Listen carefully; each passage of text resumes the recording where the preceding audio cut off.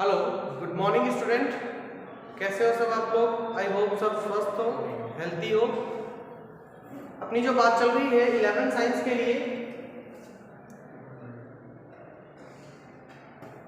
11th science biology date form 11th science biology में आज अगर अपन बात करें 08/12/2020, तो मोस्टली अगर अपन बात करते हैं 11th साइंस बायोलॉजी में, तो अपन ने ऑनलाइन क्लासेस में ह्यूमन फिजियोलॉजी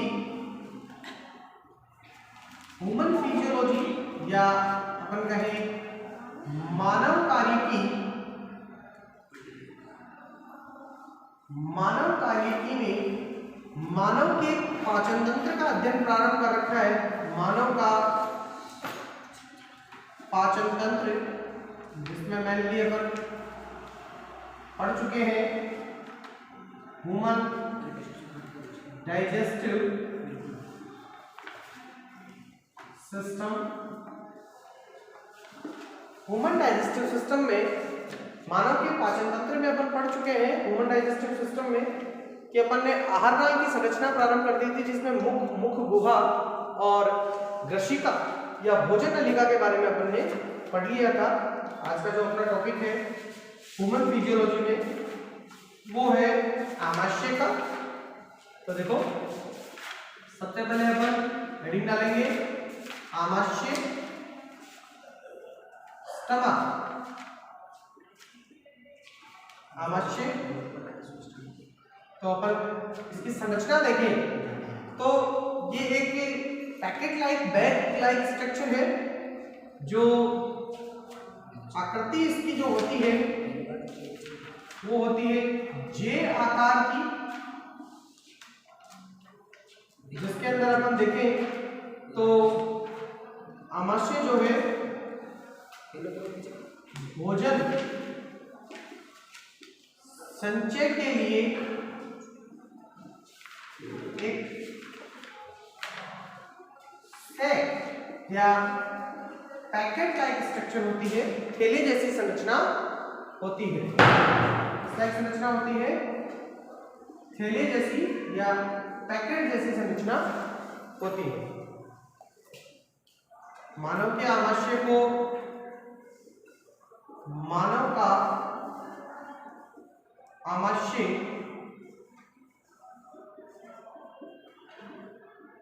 तीन भागों में विभाजित है।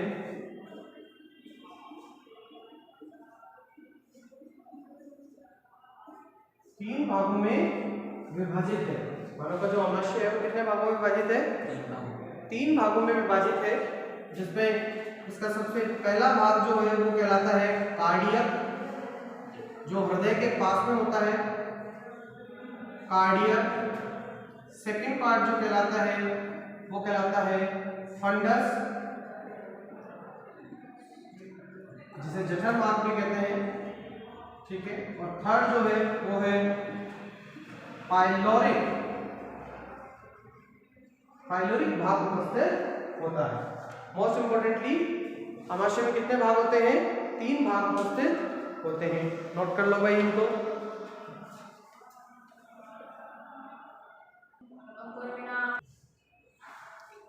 अब यदि अगर अपन बात करें आमाशय की संरचना की, इसकी बात करें आमाशय की संरचना की, तो आमाशय की संरचना अपन देखते हैं कि जे आकार की किस तरीके से बनी होती है आमाशय की संरचना। तो मोस्ट इंपोर्टेंटली अगर आमाशय की संरचना अपन देखते हैं तो देखिए आमाशय की संरचना किस तरीके से बनी होती है। ये अपनी ग्रशिका से प्रारंभ होता है आमाशय, जो आगे चलकर छोटी आंत जैसी संरचना में खुल जाता है। तो अपन इसको लिखेंगे, ये क्या है? अपनी ग्रशिका, या फिर जिसको अपन क्या बोलते हैं भाई? भोजन नलिका। शाबाश। ये है अपना आमाशय। क्या है? आमाशय। आमाशय का सबसे ऊपरी जो भाग होता है, छोटा भाग, उसको कहते हैं कार्डियम। क्या कहते हैं? कार्डियक। जो मध्य बड़ा भाग होता है उसको बोलते हैं फंडस। इनके हिंदी के नाम आपको याद नहीं रखने, इंग्लिश के नाम याद रखने। और सबसे अंतिम भाग पाइलोरिक। अब देखो कुछ इंपॉर्टेंट बात है, कार्डियक भाग जो है ना वो बना रहता है ऐच्छिक पेशियों का, मतलब जो अपने कंट्रोल में रहती है। किसका बना होता है? ऐच्छिक पेशियों का। और बाकी जो भाग है वो अनैच्छिक बने होते हैं। और ये अपनी क्या प्रारंभ हो जाती है भाई? छोटी आंत्र। क्या प्रारंभ हो जाती है? छोटी आंत्र। छोटी आंत्र जो है वो आगे की तरफ बहुत ज्यादा अत्यधिक कुंडलित रहती है। आमाशय की संरचना, स्ट्रक्चर ऑफ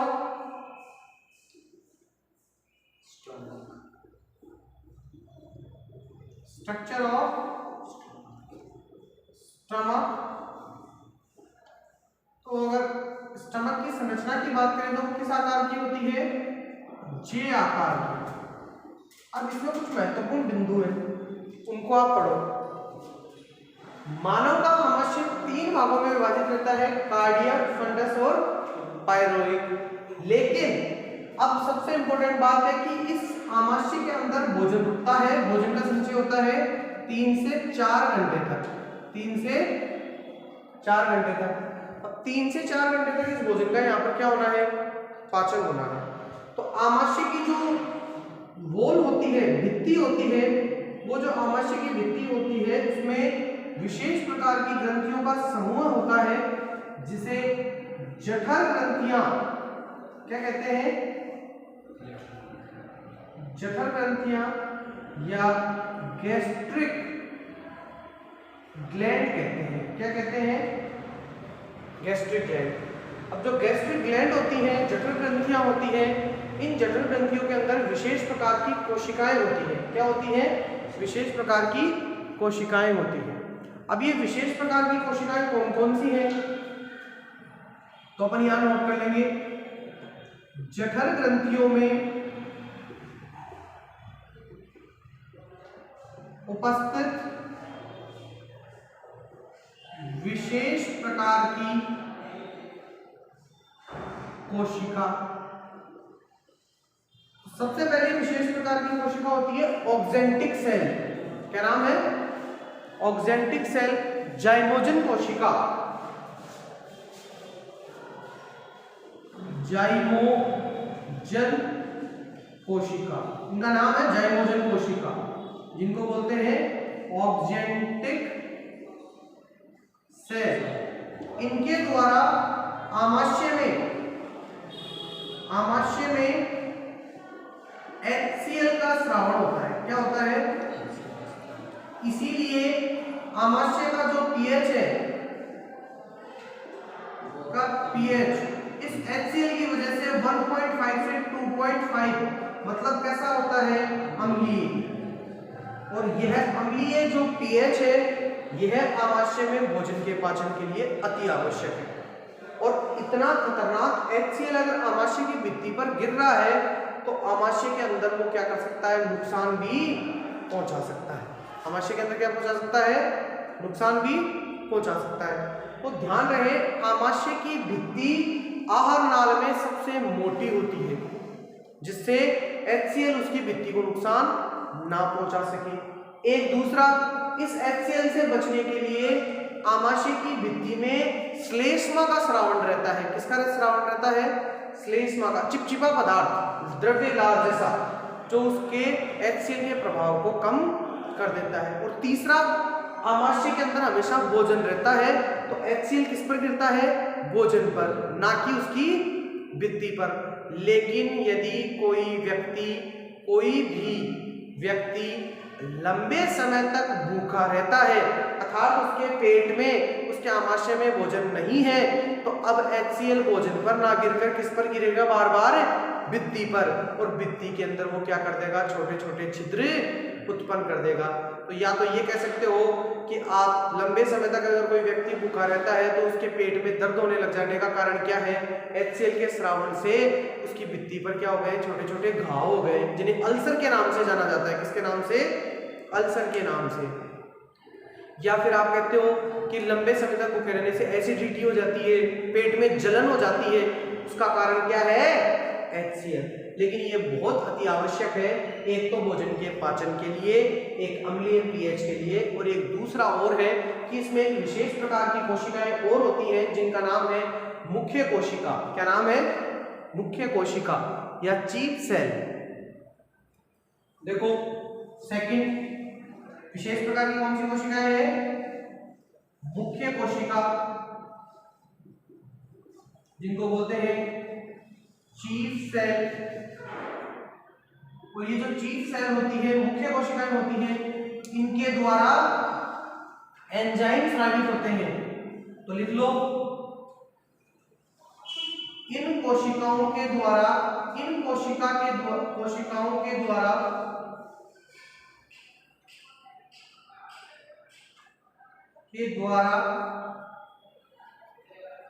पेप्सिनोजन व प्रोरेनिन नामक निष्क्रिय एंजाइम स्रावित किए जाते हैं। निष्क्रिय एंजाइम स्रावित किए जाते हैं। अब इन्हें सक्रिय करने का कार्य किसका होता है? HCl का। इनको सक्रिय किस तरीके से करते हैं?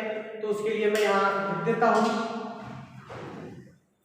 नोट कर लेंगे यहां से ही अपन कि सबसे पहला एंजाइम मैंने बताया पेप्सिनोजन। आप ध्यान रखें, किसी भी एंजाइम के पीछे जन लगा हुआ है तो वो निष्क्रिय होता है, जिसे HCl किसमें परिवर्तित कर देता है? HCl। पेप्सिनोजन क्या कर देता है? पेप्सिनोजन को किसमें परिवर्तित कर देता है? HCl। पेप्सिनोजन को HCl पेप्सिन नामक कौन से एंजाइम में? पेप्सिन नामक एंजाइम में परिवर्तित कर देता है। pH रहेगा 1.5 से 2.5। ऐसे ही प्रोरेनिन, इसको कौन परिवर्तित कर देगा? HCl ही परिवर्तित कर देगा, लेकिन किसमें? रेनिन में। pH वही रहेगा 1.5 से 2.5। ठीक है, ये परिवर्तन की क्रिया विधि होती है, तो इसको भी आप नोट कर सकते हो। ये दोनों एंजाइम जो है पेप्सिनोजन और प्रोरेनिन, दोनों एंजाइम, दोनों के दोनों पेप्सिनोजन और प्रोरेनिन दोनों एंजाइम जो है ये प्रोटीन पाचक के लिए है, लेकिन रेनिन जो एंजाइम है वो वयस्क अवस्था में निष्क्रिय हो जाता है, इसका कोई कार्य नहीं है। जबकि पेप्सिन जो है वो उसका कार्य हमेशा तक चलता रहता है। रेनिन सिर्फ बच्चे में, छोटे नवजात शिशु में ही सक्रिय होता है, क्योंकि ये दूध के प्रोटीन का पाचन करता है। किसके? दूध के प्रोटीन का। दूध के प्रोटीन का प्रोटीन कौन सा? दूध का, केसीन, तो उसका पाचन करता है। और आप जानते हो एक नवजात शिशु लगभग 4 या 5 या 6 महीने तक तो माता से सिर्फ दूध ही ग्रहण करता है, तो उसमें ये सक्रिय रहता है। दूध से ये कर्ड बनाने के लिए, दही जैसी बनाने। ये आपके पास है आमाशय की संरचना। तो सभी विद्यार्थी जो ऑनलाइन दृष्टिकोण से पढ़ रहे हैं उनको मैं बता दूं कि जो अपने टॉपिक चल रही थी वर्गीकी, टैक्सोनॉमी, वो तो चलती ही रहेगी ऑफलाइन मोड में, और अपन ने ऑनलाइन मोड के लिए कि घर बैठे अपन कौन कौन से वीडियो लेक्चर्स देख सकते हैं, तो उसके लिए अपन ने ह्यूमन फिजियोलॉजी के कुछ लेक्चर्स बनाए हैं, इनको आप आसानी से देख सकते हो। तथा साथ ही आज अपन ने जो टॉपिक पढ़ा है स्ट्रक्चर ऑफ स्टमक, आमाशय की संरचना, उसे भी आप अच्छी तरीके से पढ़ें, याद रखें, इसका स्क्रीनशॉट ले लें। Thanks for watching, to be continue. सब पढ़ते रहो, घर पे हेल्थी रहो, स्वस्थ रहो, ठीक है।